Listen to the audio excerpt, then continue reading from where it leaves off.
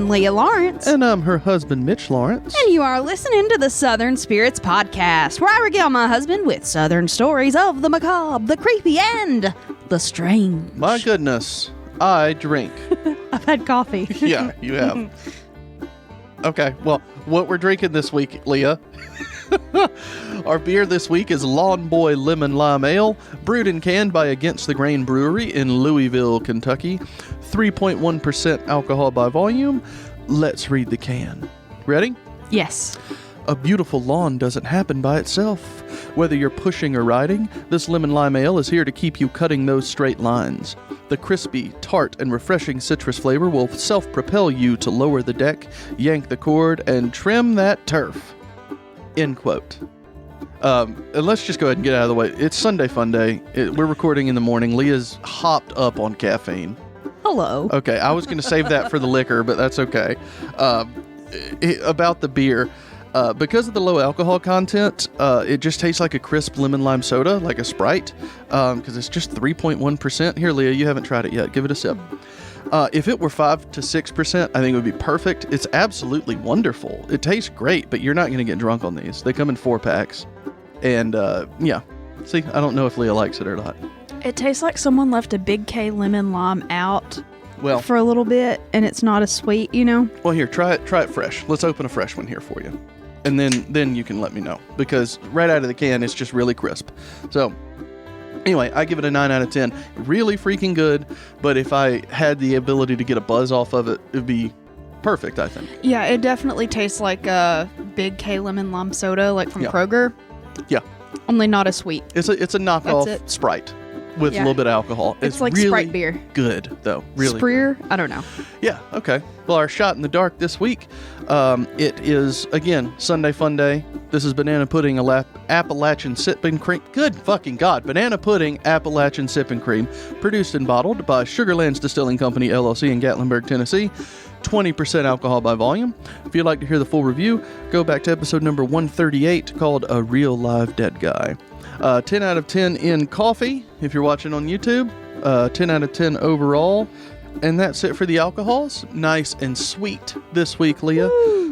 Nice and short, I mean. Jesus, I was trying to say short and sweet and nice and Jesus Christ. Yeah. It's Sunday morning. I'm not the only one who's had issues with It's the coffee. 9:30 on Sunday morning, everybody.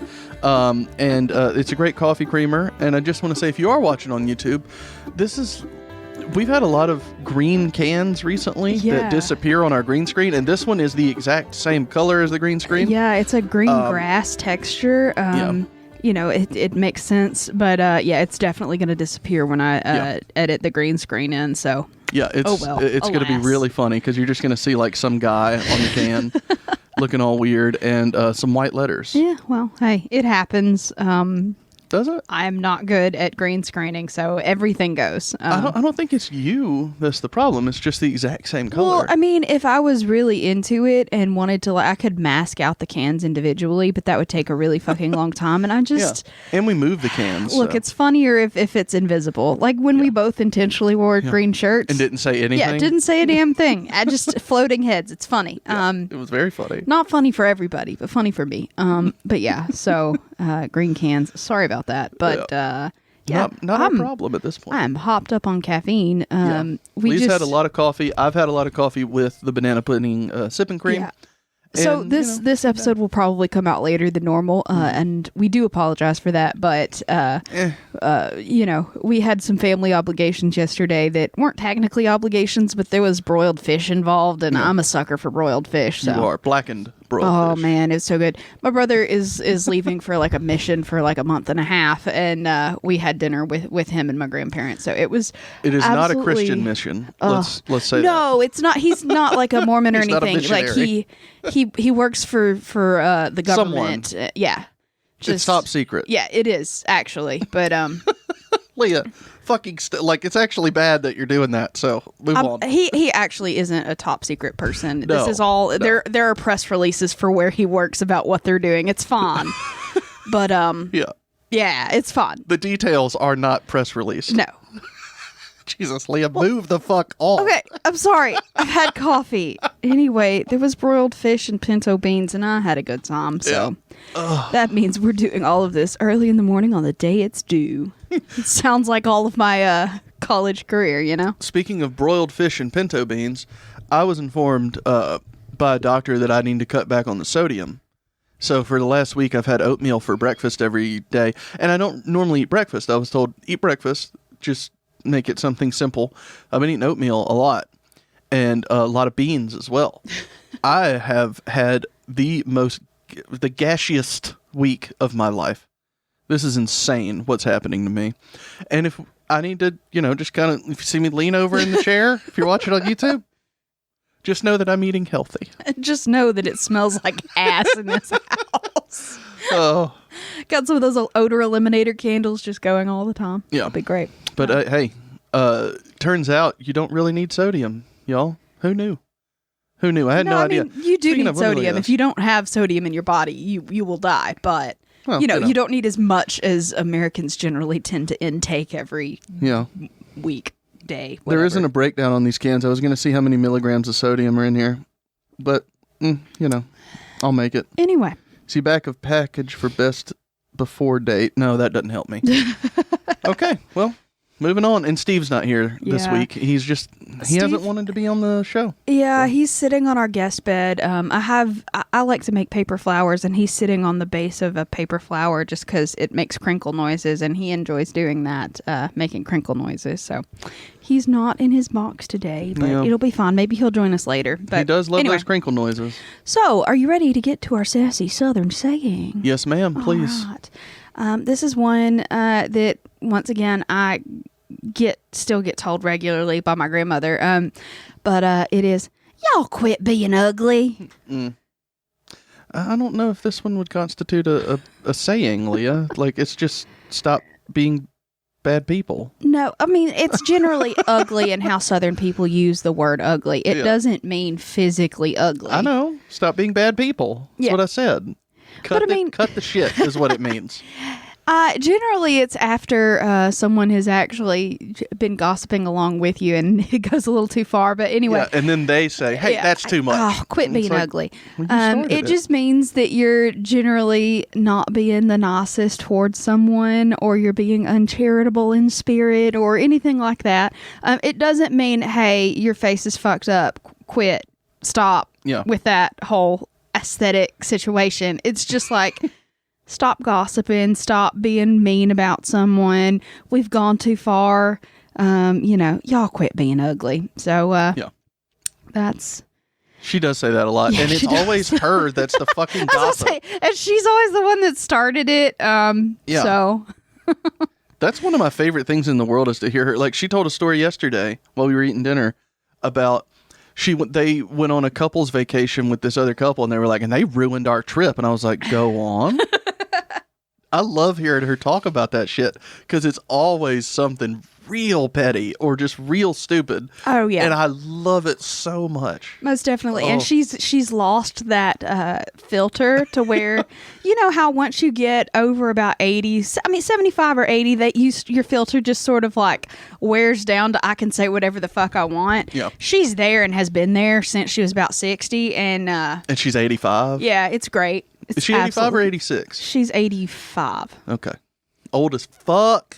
That is not That's old. I mean, it is pretty old as fuck. Anyway, don't let her hear you say that. Quit being ugly, I hope Mitchell. she doesn't listen. Although, I think I've said on the show before, about 2 years into this, we were at her house one day, and she just randomly went, Leah, what is a podcast? And I had to explain to her, just think talk radio, but you download it and listen to it whenever you want to. And that was it. That was the whole conversation. So she doesn't know how to close tabs on her phone because every time I go over there, I specifically get her phone, and my grandfather's too, and like delete all the tabs because they'll have hundreds of tabs open, and like that's what's slowing down their phones and making it fuck up. So every time we're over there, we just delete tabs.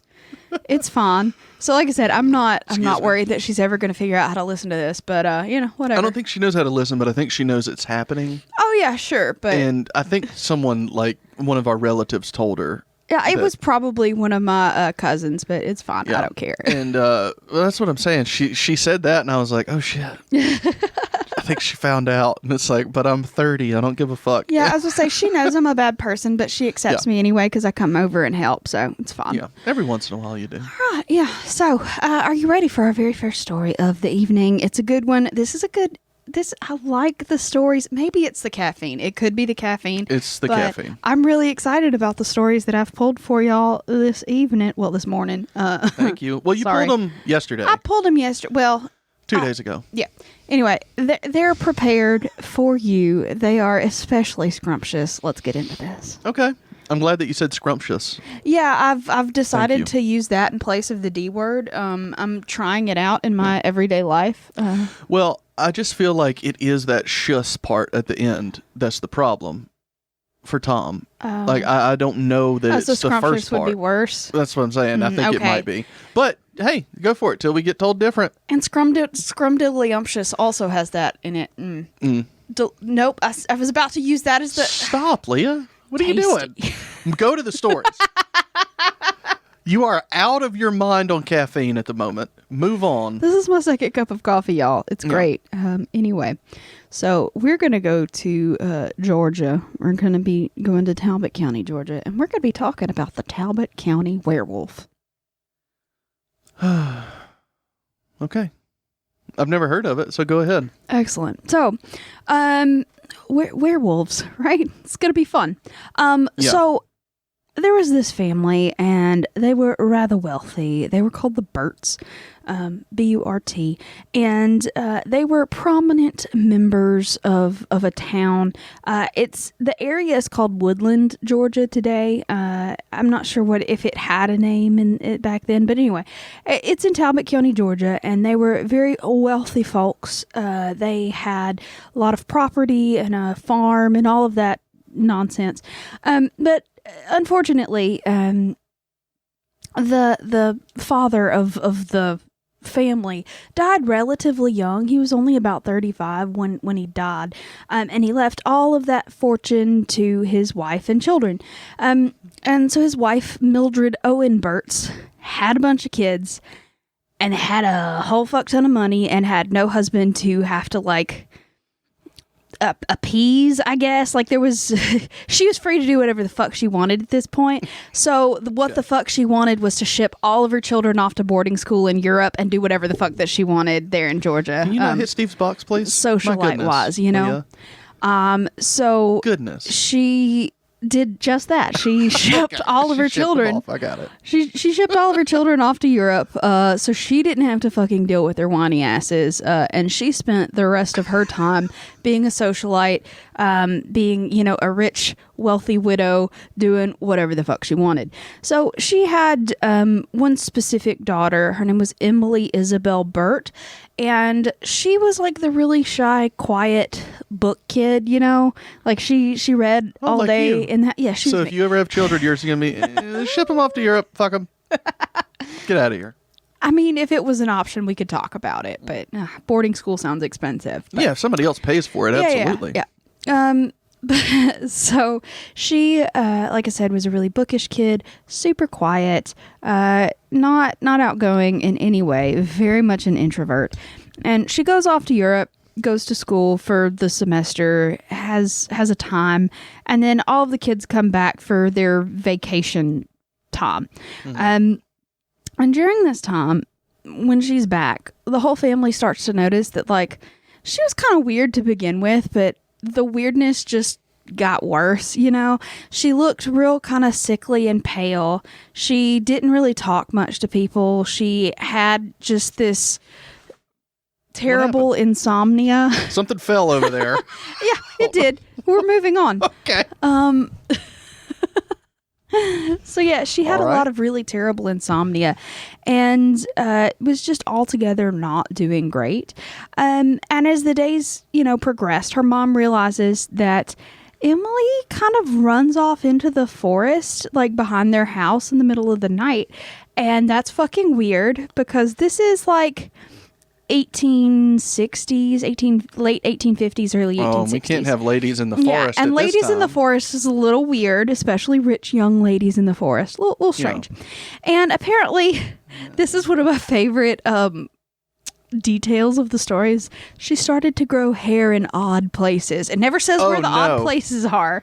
What are those odd places, Leah? Exactly. No one says. But she's starting to grow some weird hair, and her teeth kind of look a little pointy, and people are like, that's fucking weird.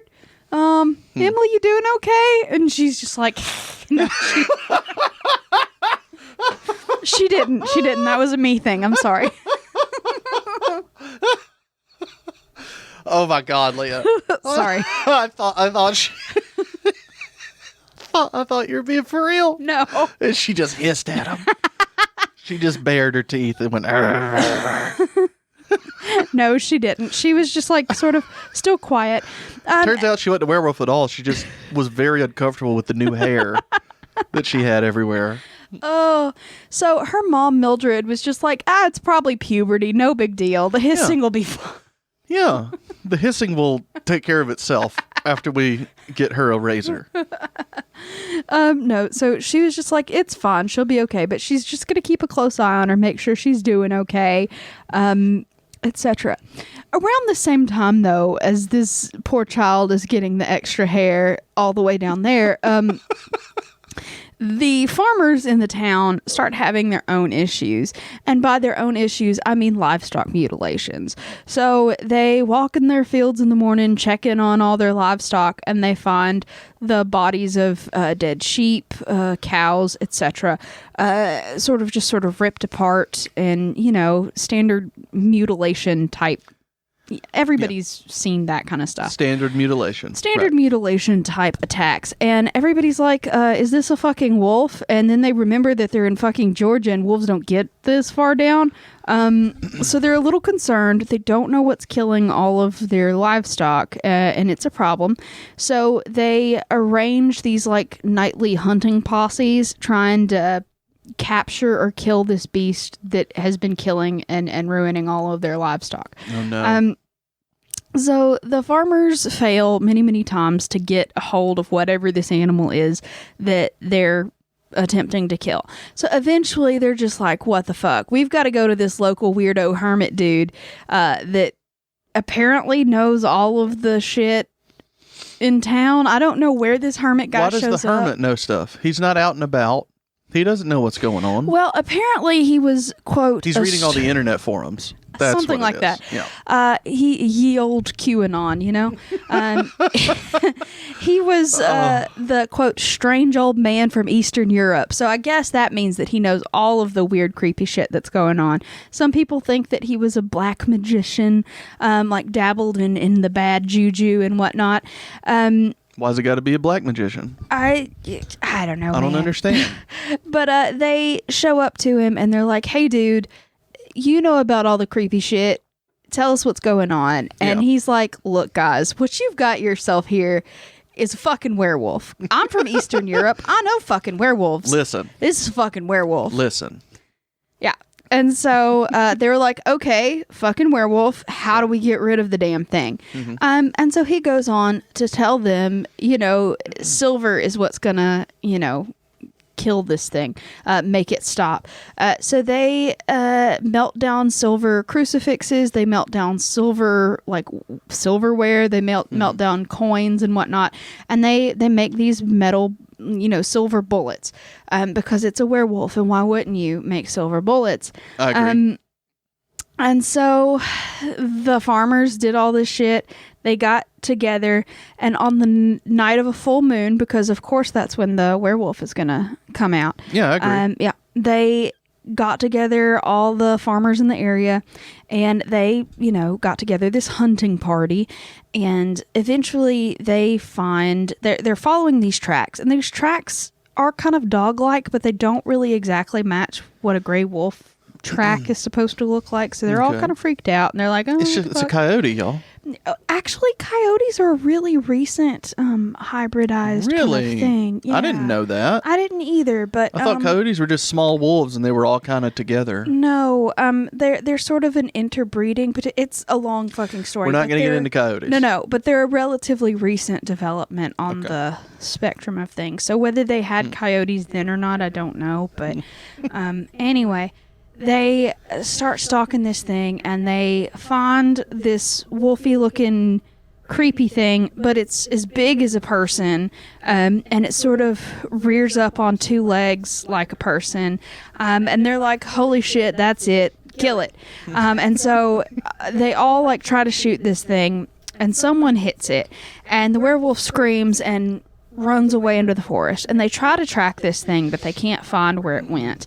But everyone was sure that the creature was hit, so they were like, hey, we've probably killed it, it'll be fine, let's go home.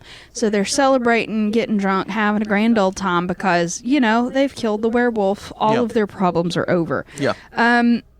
Unfortunately, Mildred, you know, the mom, Yes, wakes up to the sound of all of these gunshots, and she's like, holy fuck, what the hell? What's going on? Why are you making all of this racket? Hello. And so she goes around, she's checking her family members, making sure that everybody's inside, nobody got shot by the crazy posse, and she realizes that Emily is not in her bed, and she's like, oh shit, this crazy hairy child of mine has decided to go take one of her midnight... Oh, crazy hairy child of mine. Stop. That is awesome. That fits. Yeah. I love it. She's off on one of her little midnight adventures, and she, got shot by this crazy posse folks. So she gets a lantern. She goes out trying to follow after her kid, trying to find where she has gone. So she searches all over the area, and she ends up finding Emily's unconscious body. Oh, no. So shot in the dark. Oh, here we go. All right, again, I don't like all the weapons anymore, so we're just going to load gun. Shoot gun. Nice. So shot in the dark, Mildred found her daughter had been shot. Oh, no. Where had she been shot? Oh, no, this is sad. Was she shot A, in the shoulder, B, in the hand, C, in the thigh? Shoulder, hand, thigh. So they saw the wolf, they shot at it, it ran off, she went out and found it. Mm-hmm. So I don't think they would have hit it in the hand because it would have been on four legs, and that would have been a paw. So I'm going to say a thigh. You're incorrect. It was a hand. Oh, that's fucking bullshit. All right, let me find my fail. So hold on real quick. Hold on. Ooh, that looks like a fun one. Let's see what... Bowling. I was hoping for something else. That sucks, y'all. All right, let's see here. There we Come go. on. There you go. Do you want a shot? I poured two. Sure. In case you want one. Sunday Fun Day! Woo! Banana pudding, moonshine, sipping cream, fucking. Oh, that's wonderful. Nice. And it's scrumptious, as you said. Scrum-diddly. Scrum-diddly. That's a different thing altogether. Anyway. Scrum-diddling. Oh, you okay? A little too much? It hit right there, and it just made my body go, ugh. Anyway, I think it was the cold and not the alcohol, but anyway. Yeah, so she shows up. She sees her daughter sort of surrounded in a pool of blood, and she's like, what the fuck? Her hand looks like it has been shot through sort of the palm area. Mm-hmm. And she sort of bandaged it up as best she could, and she, tried to get people to... anyway, she comes back, gets people to carry her daughter into the home, and the next day the local doctor shows up, gets everything, taken care of, patched up. Her hand is basically crippled and fucked up and unusable, for the rest of her life. Oh. And they just didn't know what had happened. You can't use it for any scrum-diddling. No scrum-diddling, and... sort of the rumors of the accident and the night that it happened and the fact that they shot a werewolf kind of got out, and everybody's like, oh, I think she's a werewolf. And so eventually Mildred, attempting to shield her daughter from the local shit, sent her off to Paris to visit some family and some friends, and also to see a doctor who specializes in, quote, lycanthropy. And by that, we're not sure if they mean the actual mental illness lycanthropy, where people actually do believe that they are werewolves, which is a thing, or if it was a doctor that literally thought that people were physically changing into werewolves and was trying to treat that. They're werewolfkin. You remember that? How crazy that was a few years ago? What? People thought they were animals, and they would just say, I'm beaverkin. Look, if you're beaverkin, have fun. Yeah. I support and validate. I'm a sparrowkin. Because there once was a solitary sparrow. Shut up. I'm just saying, I validate and support however you want to feel about yourself. You do you, boo. But at any rate, this lady... Werewolfkin. Lycanthropy. It has a medical term. Yeah, it's called lycanthropy. Yeah, but just for werewolves. Yes. And this lady, like I said, she gets shipped off to Paris, talks to the doctors. Like a year later, she comes back to Georgia. She's fine. All of the attacks, the local mutilations of livestock have stopped. Because they shipped her off. Yeah. Well, she comes back.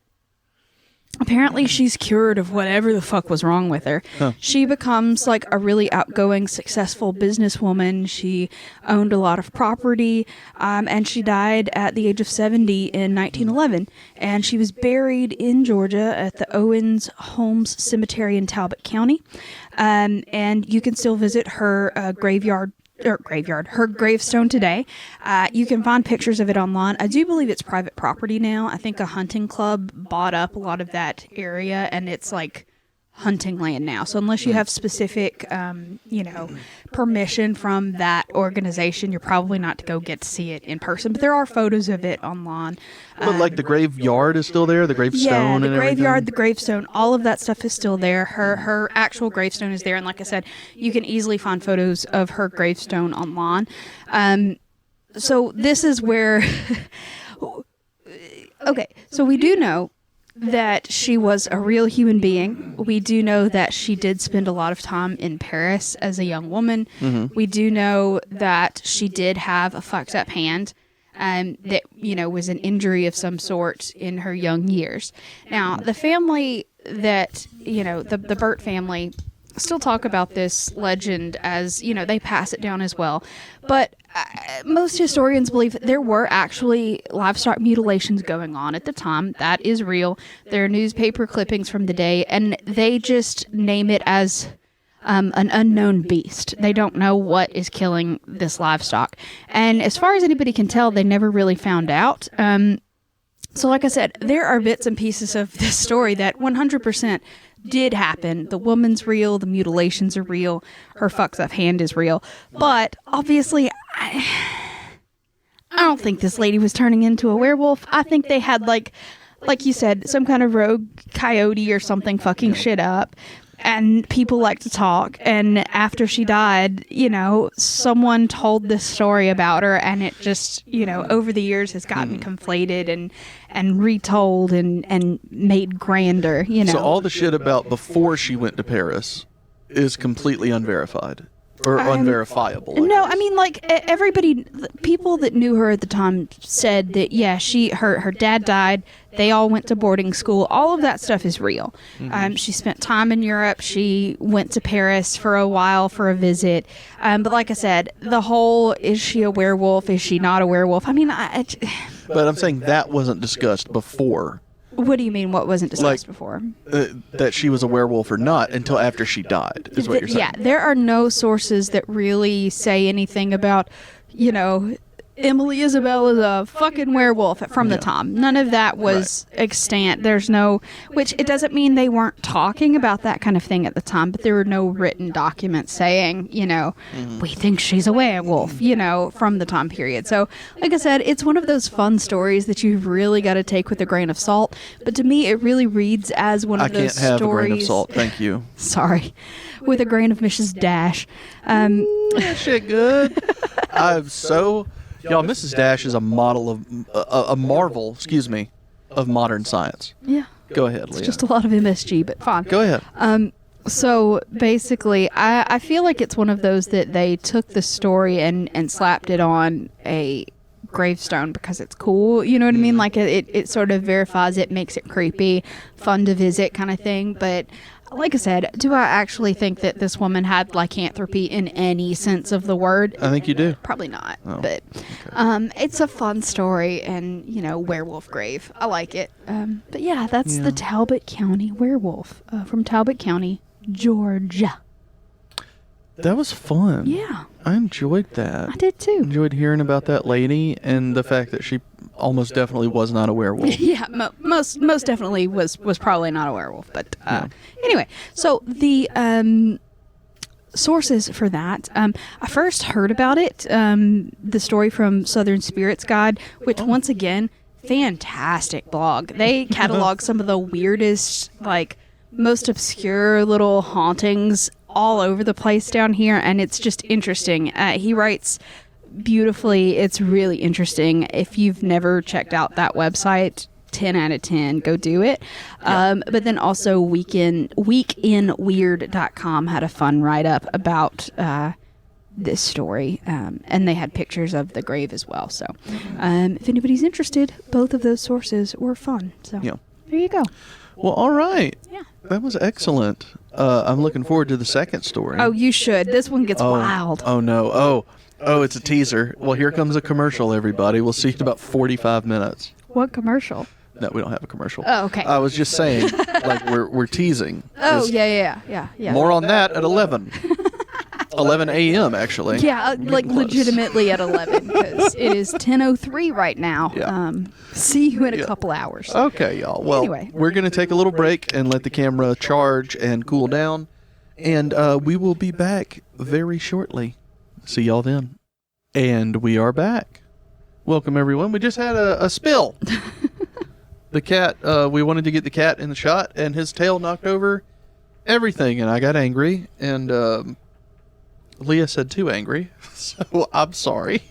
But shit spilled everywhere. So, anyway, we're back. But look at our sweet, handsome booze cat. Yeah, worth it.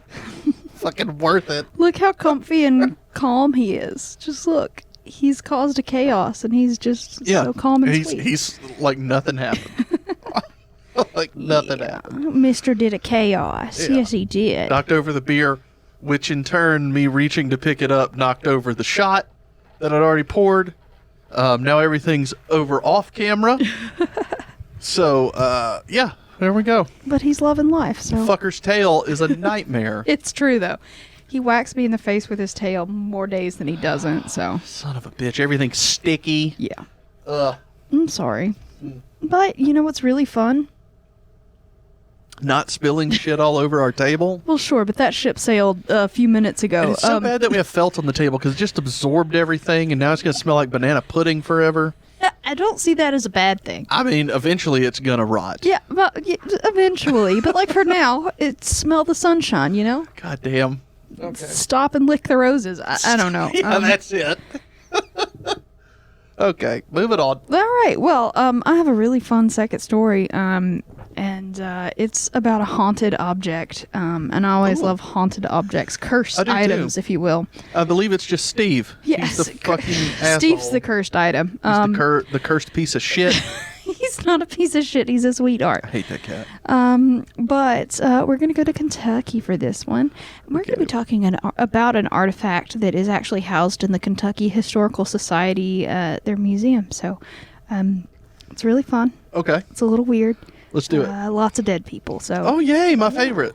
Exciting. So we are going to be talking about the Kentucky Conjure Chest. Conjure chest? Yeah. Is the chest conjuring or is the chest conjured? The chest has been conjured. Oh, here we go. Yes. That's okay. exciting.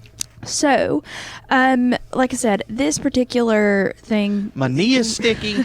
Can you just calm down with the sticky for a while? I can't. I didn't know my knee was sticky until I moved it and my skin went, nope.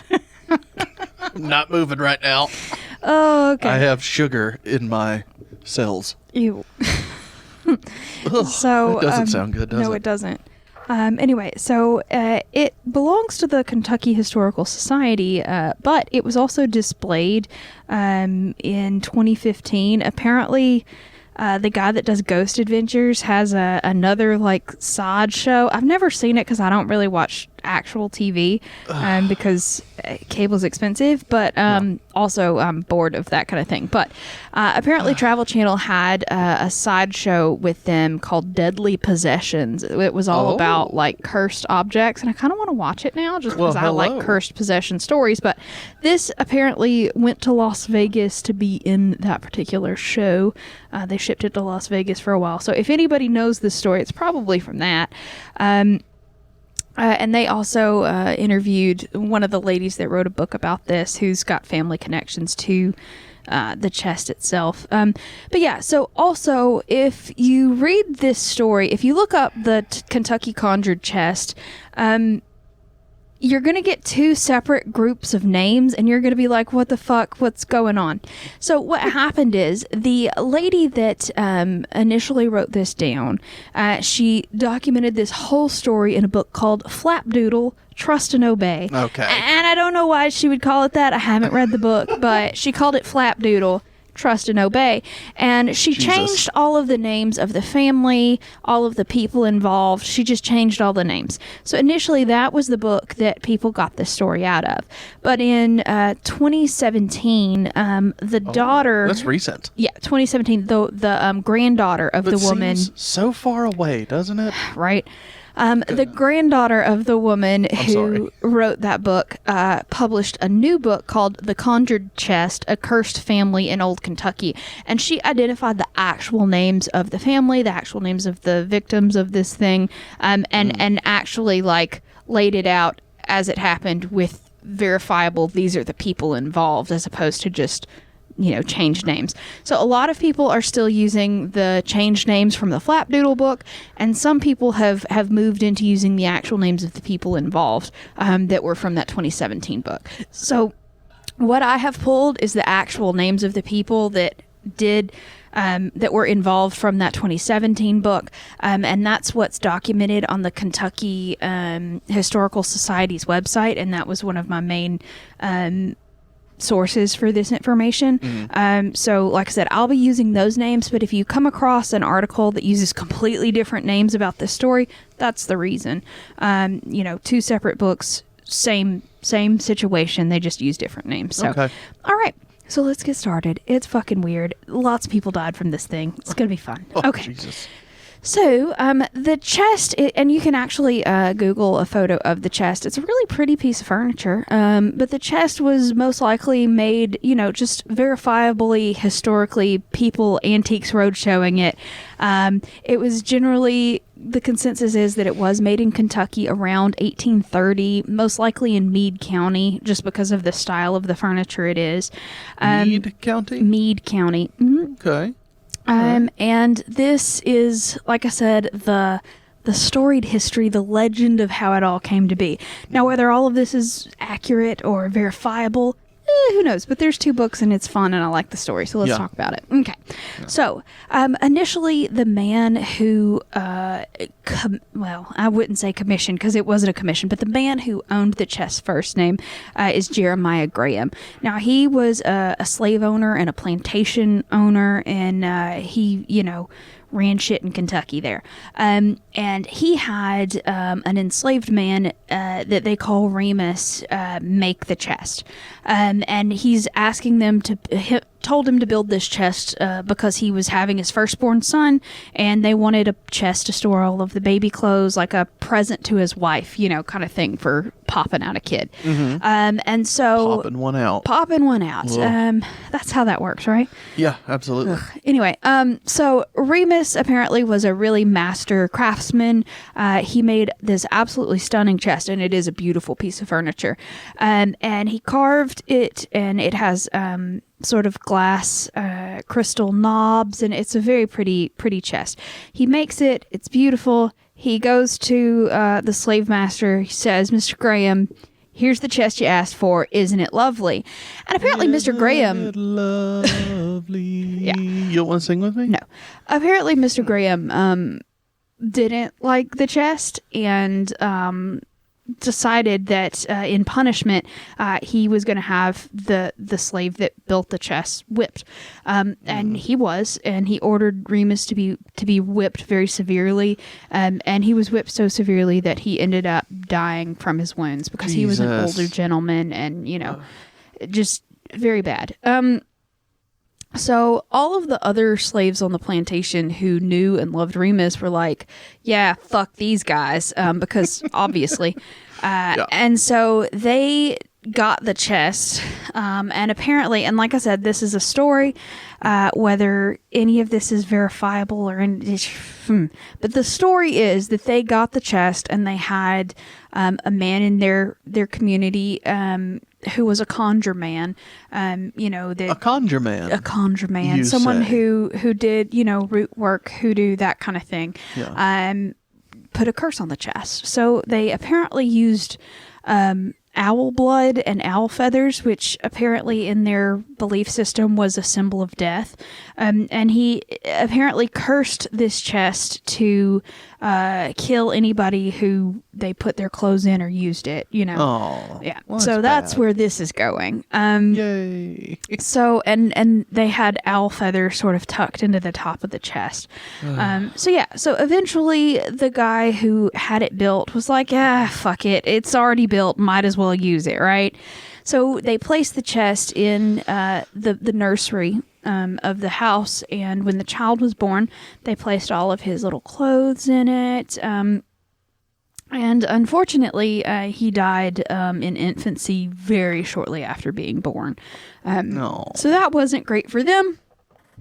And Jeremiah's wife was like, I can't look at any of this. She had just lost an infant. It was very difficult for her. And she's like, I can't deal with any of the stuff that's in this room. So they ended up passing that piece of furniture along to someone else because they just didn't want it anymore. The chest? So the chest. So they, Jeremiah Graham ends up giving it to his nephew, who was a young man, and he, just used it in his regular room, I guess, and a couple months later, it was his 21st birthday.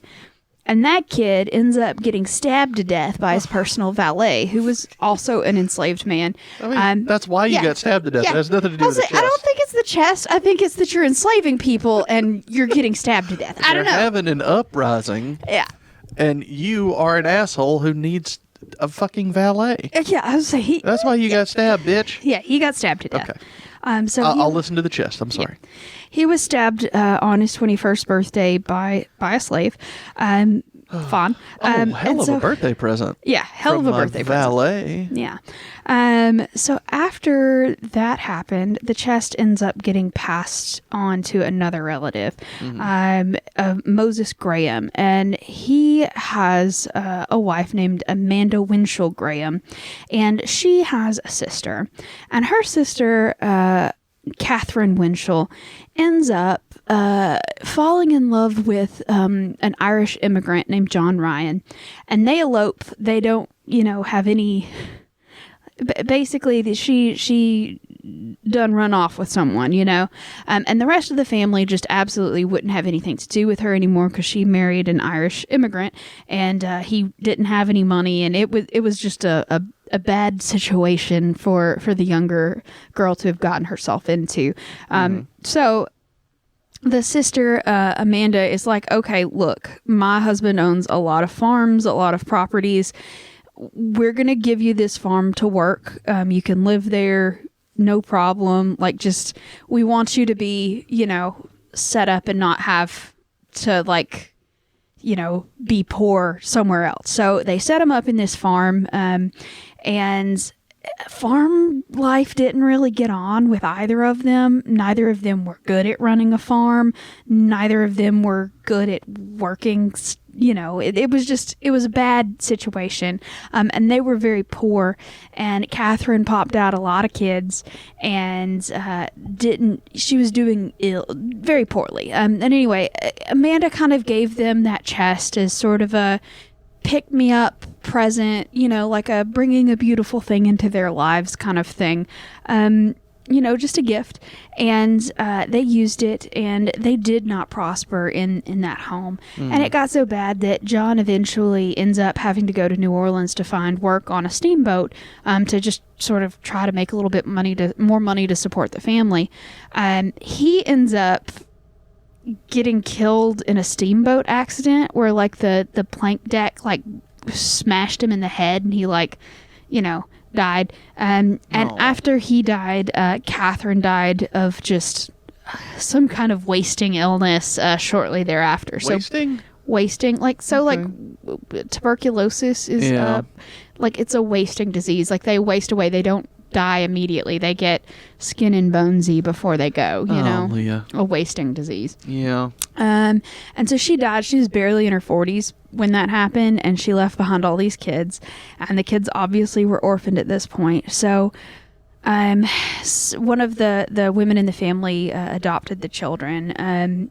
Or Amanda, the sister, adopted the children. And so one of those girls that was, you know, orphaned, her name was Eliza Eleanor Ryan. And she ends up, you know, being a beautiful young woman. And she's been raised by these people that have a lot more money than the parents that died. And so she's kind of a catch. She gets a lot of suitors that are coming, you know, with her, you know, to find her. Anyway, she gets married in a pretty good situation, which is great for her. And she, you know, had brought the chest from her deceased parents' home and had been using it. And when she got married to a man named John David Gregory, she took the chest with her, put all of her, you know, wedding trousseau and stuff in the chest. And when they had their own home, they used it in their home. Unfortunately... it wasn't something that hurt her specifically, but it was something that hurt the rest of her family. Aww. So when she gave birth, she had a daughter named Louise, and Louise was born with sort of congenital birth defects, especially in her spine, and her spinal problems caused her to live in almost constant pain the entirety of her life, and she died really young at like the age of 10 because of all of these spinal malformations that she had. That's sad. Yeah. And then they also had a son, and his name was Ernest Gregory, and he ended up growing, you know, into adulthood. And when he decided to get married, he got married to a woman named Stella Stonecipher Gregory. Stonecipher is a fantastic last name. I like it. Awesome. It's a great name. But he ends up giving this chest to his wife Stella as a wedding present. And so she places all of her, you know, wedding dress and all of that stuff in the chest, and she ends up dying like a year after they get married. So not great for them. And then let's see, there was another relative that ends up being orphaned. We're not sure. I couldn't figure out which family she came from. There's a little girl named Mabel Louise Whitehead, and she was apparently orphaned, and Eliza and her husband end up taking her in, and she you know, lives to adulthood, goes on to get married to a man named Wilbur Harlan, and they get the chest as a wedding present, which at this point, guys, let's stop giving the chest, A, and B, if you're getting married, say, no, we're good, we have enough chests. Yeah, nobody's realized the correlation yet? Not yet, I don't think. Yeah. And so enough people have died around this piece of furniture that I'm like, maybe. Yeah. Just maybe we stop accepting and giving this chest. Right. When are you ever going to think it's the furniture, though? Like, ever? Like, you know, you have that chair from your dad, and it's like, I don't think that chair has been killing people. No. But I don't know.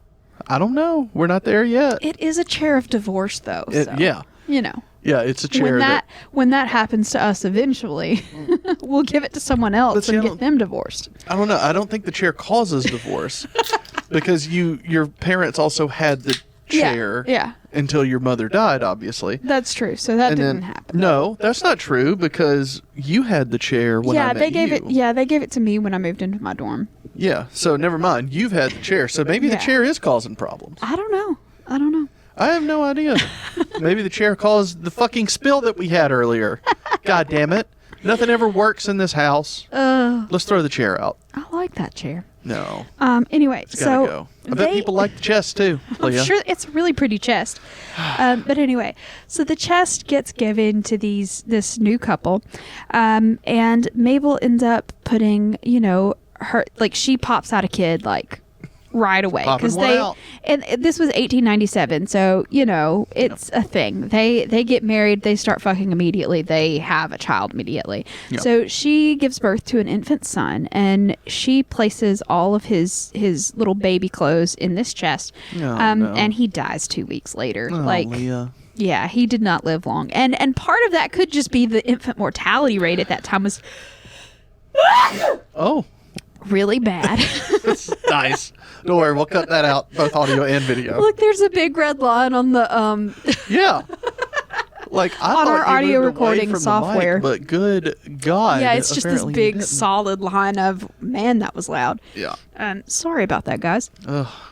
But yeah, so the infant mortality rate was really bad at the time in the area, but I mean, maybe it was the chest. I don't know. But eventually she starts believing, like, look, something is wrong with this. There's been a lot of deaths in this family.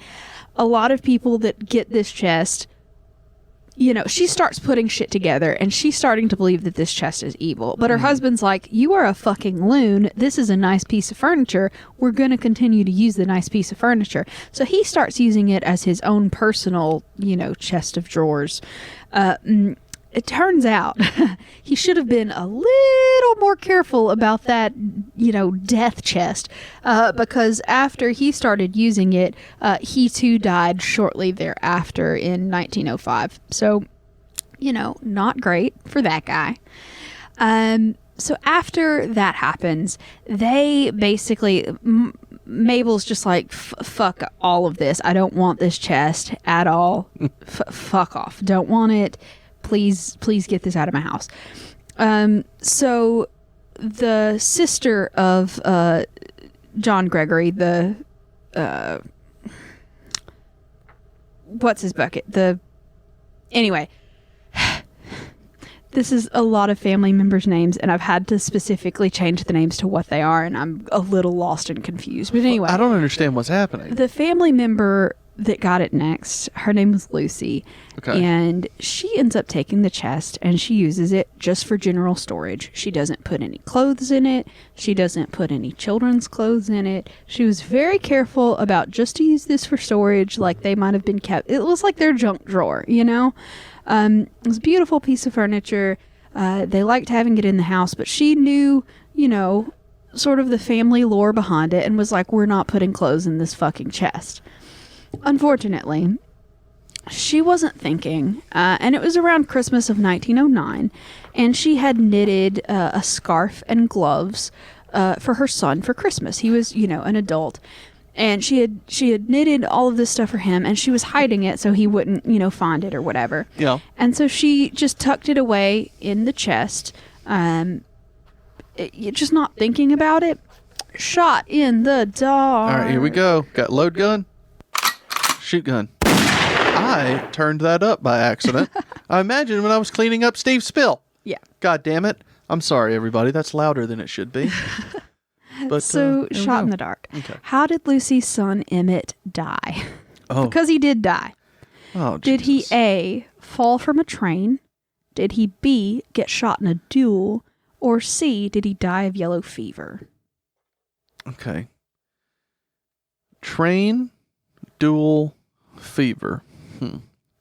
Well, everything else has been fun so far, so I'm going to say a duel. That sounds fun. You're incorrect. He fell from a train. Oh, shit. Okay. So her son was a railroad worker. I can't find my sound effects. Where is everything? Probably it's spilled.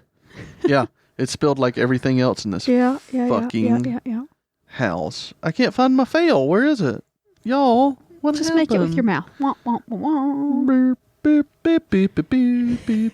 Beep, beep, beep, beep, beep, beep, beep, beep, beep, That is just the Price is Right song. There you go. And let's go with this one. Hashtag right. off-key Price is Right. Hate it. Anyway. Love it. So, he was a railroad worker, and shortly before Christmas in 1909, he was getting off of a train late at night trying to inspect something, and he was on like a train trestle, and normally, he was a a really well-seasoned railroad worker, and he, knew where to step to make sure he didn't get hurt or anyway. He accidentally stepped where there was not a plank for the rail. And he fell through a hole 30 feet down a ravine to his tragic demise. A rocky ravine? Yeah. They usually are. Yeah. So he died, and he had a wife and 3 children that were left behind because of that fucking Christmas scarf. Yeah. Thanks, Lucy. Mister, can I buy this scarf? Stop. For my mama, please. Please stop. Anyway, I really hate that song. Anyway, so Eliza... Eliza ends up getting the chest back because nobody in the family wants this shit because... Well, no, wait. I missed one. That after Lucy's son dies, Lucy gives it to her sister, Nellie Gregory, and... Country Grammar, Nellie? Yeah, as soon as... He was just at Rock the South. That's a music festival that happened this weekend in Coleman, Alabama. It's happening right now, actually. It's happening right now in Coleman, Alabama. There's going to be a Delta wave from it, but whatever, It's fun. Alabama's already fucking awful with COVID numbers, but it's not like the go. entire South is on fire, but whatever. It's fun. It's fun. As long as y'all get your Nelly fix. Kill me. Anyway, so she got the chest, but no one died in that situation. But her husband did leave her, and she blamed the chest for it. So whatever. Maybe a victim. Maybe she was just, maybe the relationship had just fallen apart. I don't know. But anyway, she ends up giving the chest back to her mom, being like, look, fuck off. Don't want this. Nobody wants any of this. So she ends up taking the chest back, and she takes the chest back just before her husband dies. But he was like an old dude, so maybe it was the chest. Maybe it was just that he was an old dude. Yeah. But she got super, super duper depressed about the fact that, he had passed away. She was really just got into a depression, and she ends up, putting her clothes in the chest, but really I don't think the chest took her because she committed suicide. So at this point the chest either has 10 victims or really shitty things happen back then to that particular family. But anyway, so after Eliza commits suicide, her possessions are distributed amongst her family. And a woman named Virginia Cleveland ends up taking the chest to use in her home. And her first child, Curtly, only lived 3 days. And the infant's clothes had been placed in the chest. And she ends up blaming that chest for it eventually. But not before she ends up putting her daughter Anne's clothes in the chest as well. And that little girl gets polio. She doesn't die, but she suffered from polio the rest of her life, which I hear is very terrible. Yeah. But whatever. Polio is supposed to be awful. Like you have to sit in an iron lung, don't you? I mean, it really depends on how bad the polio gets. I don't think she was like living in an iron lung for the rest of her life bad, but more like President Roosevelt can't use your legs kind of polio. Oh, yeah. So eventually there was a man, Wilbur Bristler, that married one of Virginia's daughters, and the daughter ends up inheriting the chest, and he uses it as his chest of drawers, and he ends up dying during an emergency appendectomy 2 years after they get married, not because the appendectomy went wrong, but because they ended up giving him too much ether, which is what they were using to knock him out. Oh, wow. So they overdosed him on the anesthetic and killed him. So not great. Yeah, it sounds like a Michael Jackson thing. Yeah.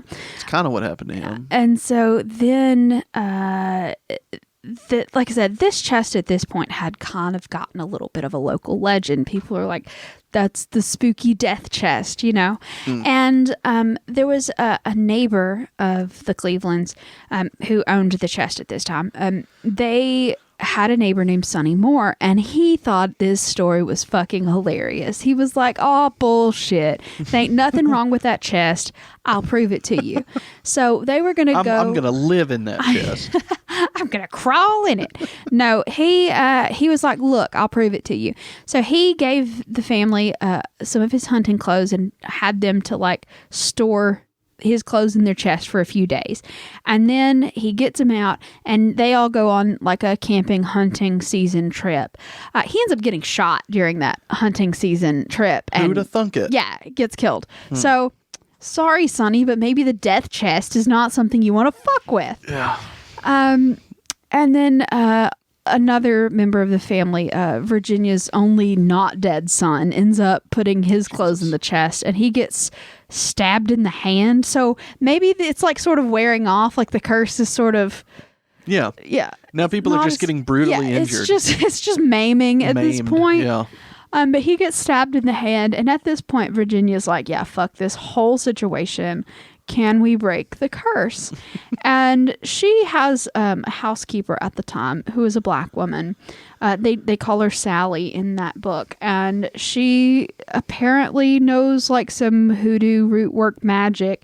And she asked Sally, hey, is there any way we can make this chest stop murdering people? And she said, sure. But if we break this curse, someone in the home is going to die. Because that's just the way this magic works. And instead of being like, oh, maybe we just like put the chest in the attic and don't have anybody die over it, they were like, yeah, let's break the curse. So she performs this long, complicated ritual that involves a stuffed owl and like a pitcher of water. I don't know. I didn't get that whole thing. I want some clarification. There Is was the a stuffed owl in the pitcher of water? No, the stuffed owl was just like looking over, and the stuffed owl had to be given to them. I don't know. It was a whole long weird situation that I didn't get. But anyway, there was a stuffed owl involved, suffice to say. Okay. You're right. If you didn't get into it. It was weird. I don't want to get into it. It was very weird. But anyway, they performed the ritual. They thought everything went well. And of course, Sally is the one that ends up dying from breaking the curse of the chest, I guess. Obviously. It's like The Ring. Did you ever see that movie? Yes. Yeah, it's that. You pass it on to somebody else and you don't have to die. Yeah. Well, she didn't pass it on to someone else. Okay, maybe it died with her. Yeah. Maybe that's what we're going for. Maybe, but eventually I'll sacrifice myself to the stuffed owl. Yeah. After like 17 people died from this thing, allegedly, the family was like, man, we don't want this fucking thing anymore. So they end up donating it to the Kentucky Historical Society, where they have it still. There are actually still owl feathers in the top of the chest. Oh. Uh-huh. Oh. And they keep it, in their little museum area, and they don't let people put their clothes in it. Why? Let me try. Let me try it. Maybe we don't do that. Got my eyeballs pecked out by an owl. So yeah, that is the Kentucky conjure chest and all of the people and the misery that it wrought upon them there in Kentucky. Like I said, it's a wild story. I mean, I think this is just an incredibly unlucky fucking family. Yeah. Rough. But yeah, so the last lady to own it that donated it, she was the one who wrote that flapdoodle, Trust and Obey, and then her granddaughter is the one that wrote the 2017 book that is a little bit more in depth and has the actual names in it. So like I said, all of this was passed down lore through the family. They've matched up actual names and when people actually died, historically how they died. So like these people did die, this stuff did happen, but was it the chest really? No, I think it was the stuffed owl. I think it's just full of like arsenic or something. Maybe. I don't know. Because the arsenic caused someone to get stabbed. Well, it made them crazy and they started a fight and got stabbed. Arsenic doesn't really do a crazy. Leah? It's more of a mercury that does a crazy. Leah, prove it. That's all I'm saying. Prove it. All right. But yeah, so that is like I said, I'm really into, I think cursed objects are fun. It's a neat story. And anyway, they are fun. They do have it. Like I said, Google it. It's a very lovely chest. I thought it was a very pretty piece of furniture. And if someone actually did get whipped to death over it, it kind of, Obviously, the fact that they were enslaved and being forced to make furniture for infants kind of pisses me off anyway. But, it is a lovely piece of furniture, and I don't know why anyone wouldn't think it was beautiful. But anyway, I digress. So that was a story. Are you ready for a toast? Yeah. Hit me with the toast, please. Okay, everybody hoist your Mary Sithmas coffee cup high into the sky. We're going to be toasted. All right. I had the Happy Holidays mug, but I took it to the sink when we broke. Okay. All right, here's our toast. Bleeding out in the woods wasn't what she planned. Her lycanthropic ramblings got quickly out of hand. Oh, Leah. Because she got shot in the hand. She got shot in the hand. Leah. I loved it. Anyway, sorry. Next stanza. Expensive antique furniture is all well and good, but no one has died from IKEA pressed wood. So my recommendation is to not buy the cheap shit, Leah says. Buy the cheap shit, and the antique curses aren't gonna murder your entire family. Yeah. Steve just attacked Leah too. Unless IKEA has some kind of like weird juju that I don't know about. They do. It's called Norwegian. Are they Norwegian? Swedish. Mm-hmm. It's called the Swede. Wait. I think it's just the meatballs. I think that's really... It's called the Curse of the Meatballs. There you go. Good. The IKEA meatball curse. I'm glad. Thank Christ you were there to help me out with that. I was so lost. Yeah. Pretty sure it's just the meatballs. I've never been to an IKEA, but I hear the meatballs are actually really good. Hey, I love meatballs, period. I love all kind of meatballs. I'm all for it, and I love me some Swedish meatballs. Yeah. Let's find the nearest IKEA. I don't think there's one near us. Oh, yeah. It's too far away. The nearest IKEA to us is in Atlanta, so probably not. I hate fucking going to Atlanta, so. I'll just have your brother make meatballs. He makes great meatballs. I'll say, they're much better, and I can not have to drive in Atlanta traffic for them. Yeah. Yeah, if anybody out there is in Atlanta and wants to just bring us some, I'll try it. I think that the meatballs really need to be eaten on site to get the full not having ridden in a car for 2 hours. I don't know if reheated IKEA meatballs are worth it. Yeah, probably not. God, that's fucking gross. But I am going to put that down as a possible episode title. All right. Well, that was the episode. I hope everybody enjoyed it as much as I did. I enjoyed it. And you know what? What? This episode might be a little late today, but once we get everything fixed, I'm making you drive me to Taco Bell. Sodium be damned. Woo! Taco Bell. I'm so hungry. I had 2 boiled eggs this morning, and I'm like, this isn't going to cut it. Sorry. No, they were good boiled eggs, but I mean, I love boiled eggs, but like, that's just not enough, Leah. Not when I've been drinking all morning. We got to get something. All right. Well, I guess we're going to end it right here. We're already almost, I was going to say, Thanks for listening. Yeah. Follow us on the social medias. Join the Patreon, patreon.com/Southern Spirits Podcast. Check out the store, which will be listed in the episode notes. Buy our merch. Yeah. And send us a postcard. Anything else fun to P.O. Box 1743, Hartselle, Alabama 35640. And we got to get to work to get this out on time. It's not going to get out on time. No, Sorry, it's guys. not. But we will see y'all next time. Bye, y'all.